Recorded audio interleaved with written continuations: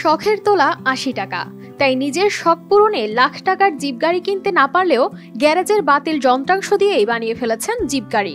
একবার চার্জে চলবে ১২০ কিলোমিটার, পেছনে বসতে পারবেন ৩ যাত্রী। তবে এটি তৈরি করেননি কোনো পেশাদার ইঞ্জিনিয়ার। জিপ গাড়ির আদলে প্রায় ৪ মাসে এই গাড়ি তৈরি করেছেন প্রবাস ফেরত ওয়ার্কশপ মেকানিক মোহাম্মদ টুটুল হোসেন। অর্থ সম্পদ খুব কম, এর জন্য আমি ধীরস্থে একটা গাড়ি আমি কল্পনা করছি। আমার এই গাড়িটা ৩ মাস ১৭ দিন টাইম লাগছে।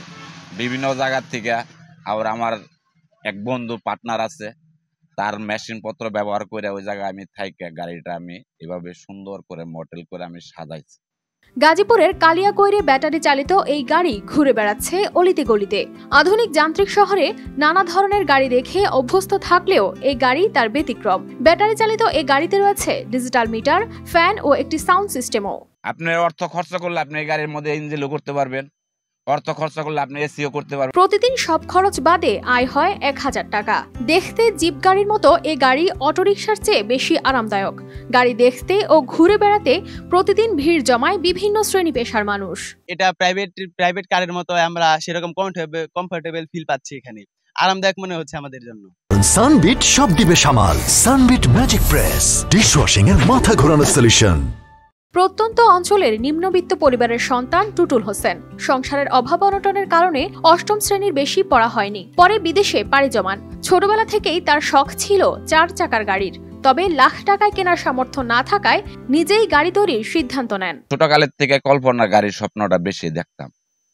বিভিন্ন কাজের ক্ষেত্রে আমি অনেক প্রবাসী জীবনে গাড়ির জগতে যে আমি অনেক কিছু মেধাবী মাথায় ঢুকাইছি। কিন্তু আমার পরিকল্পনা দীর্ঘ প্রবাসে ১৪ বছর থাকার পরে আমি চিন্তা ভাবনা করছি, আমি কালিয়াকৈর বাসী, আমি কইছি যে নতুন একটা পরিকল্পনা আমি একটা গাড়ি তৈরি করব। ১৪ বছর পর বিদেশ থেকে এসে লতিপুর একটি ওয়ার্কশপের গ্যারেজ করেন। সেখানে মেরামত শুরু করেন বিভিন্ন গাড়ি। পরে গ্যারেজের বাতিল যন্ত্রাংশ দিয়ে জিপ গাড়ির আদলে এই গাড়ি বানান তিনি। গাড়িটির সামনে চালকের পাশে একজন ও পেছনে বসতে পারেন ৩ জন। ডিজিটালের যুগে ডিজিটাল গাড়ি একটা তৈরি করব। এটা আমি গাড়ি ধরেন আমি যেটা সেম বড় গাড়ির মাল সামানা যা একটা মাইক্রো হাইজে যতটুক সেম অতটুকুই মাল সামানা আমি সবকিছু প্লেন সিটে এবং স্টিলের কিছু আছে, আর সেকেন্ড হ্যান্ড ধরেন কিছু সামান আমি ব্যবহার করছি স্টিয়ারিং। তবে এটি তৈরিতেও খরচ হয়েছে ৩,৫০,০০০ টাকা। বিভিন্ন এনজিও থেকে ঋণ নিয়ে গাড়িটি তৈরি করেছেন।